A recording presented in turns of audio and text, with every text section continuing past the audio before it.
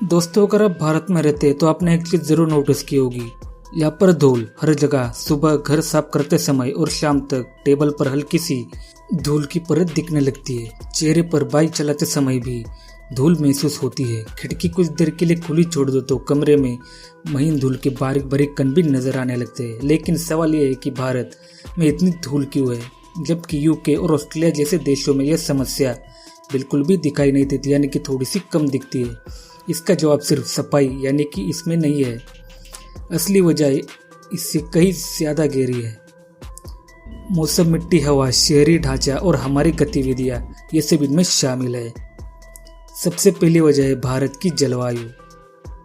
भारत का सबसे बड़ा हिस्सा साल के लंबे समय तक और कई इलाकों में शुष्क रहता है, यानी कि बहुत ही सूखा रहता है।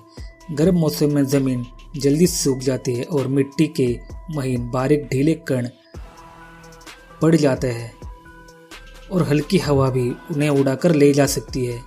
दूसरी वजह यह है कि सूखी हवाएं और हवा के साथ उड़ने वाले धूल के कण, और भारत में जो उत्तर पश्चिमी हिस्सों से जो गर्म और शुष्क हवाएं चलती रहती है वो भी इनमें शामिल होती है। और यही वो हवाएं होती है जो खेतों में जमा सूखी मिट्टी और कण हवा में अचानक से ऊपर उठा सकती है, जिससे धूल हर कहीं जमा हो सकती है।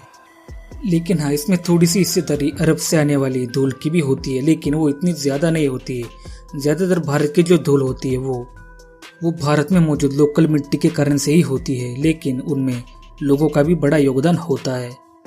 जिस तरह से भारत के लोग गतिविधियां करते हैं वो भी सबसे बड़ा कारण है। इसका तीसरा सबसे बड़ा कारण यह है कि भारत में बहुत ज्यादा खुली मिट्टी है।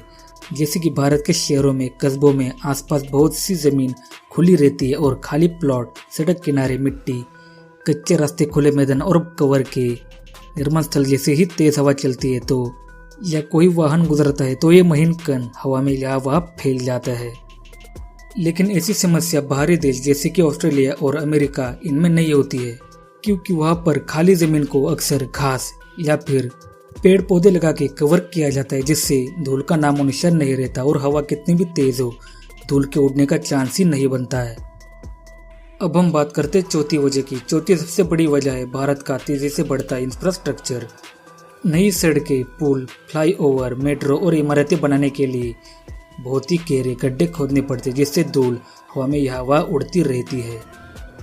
अगर कंस्ट्रक्शन की जगह को ठीक से ढका नहीं गया तो धूल आसपास के इलाकों में फैल सकती है और फैलती भी है। बाहर के देशों में ऐसा बिल्कुल नहीं होता, क्योंकि वहाँ पर कंस्ट्रक्शन से पहले ढक दिया जाता है।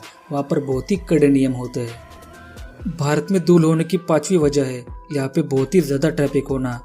जब वाहनें सड़कों पर चलती है तो उनके टायर घिसने की वजह से धूल में उनके बारीक महीन कण जमा हो जाते हैं और उड़ने लगते हैं। और जाहिर है, सिर्फ ये बारीक कण ही नहीं बल्कि धूल के भी बहुत ही सारे कण हवा में फैल जाते हैं। इससे बहुत ही धूल भरी जगह दिखने लगती है। दोस्तों, धूल तो बाहरी देशों में भी उड़ती है, लेकिन वहाँ पर भारत से थोड़ी कमी होती है, क्योंकि वहाँ पर कंट्रोल बहुत ही ज्यादा किया जाता है। और भारत में जो धूल दिखती है वो सिर्फ गंदगी की वजह से ही नहीं बल्कि उसके लिए नेचुरल रीजंस भी है और कुछ मानवीय रीजंस भी है। लेकिन खुशखबरी ये है कि ऐसी स्थिति को रोका जा सकता है। जहाँ भी खुली जमीन दिखे वहाँ पर घास उगानी चाहिए और पौधे लगाने चाहिए। तो अब जब आपको भारत में धूल दिखे तो ये मत समझिए कि ये सिर्फ गंदगी की वजह से है। ये अरब से आने वाली धूल और इसके पीछे बहुत ही बड़ा साइंस काम कर रहा है। ये सिर्फ गंदगी की वजह से नहीं है। तो आशा करता हूँ कि अब आपको समझ में आ गया होगा कि आखिर भारत और विदेश दोनों में इतना फर्क क्यों होता है धूल के मामले में। अगर आपको वीडियो अच्छा लगा तो वीडियो को लाइक एंड शेयर जरूर करें, और अगर आप इस चैनल पर नए तो इस चैनल को सब्सक्राइब करके पास वाले बेल आइकन को दबाएं और ऑल पे क्लिक करें। मैं आपसे मिलता हूँ किसी और वीडियो में, और तब तक के लिए धन्यवाद।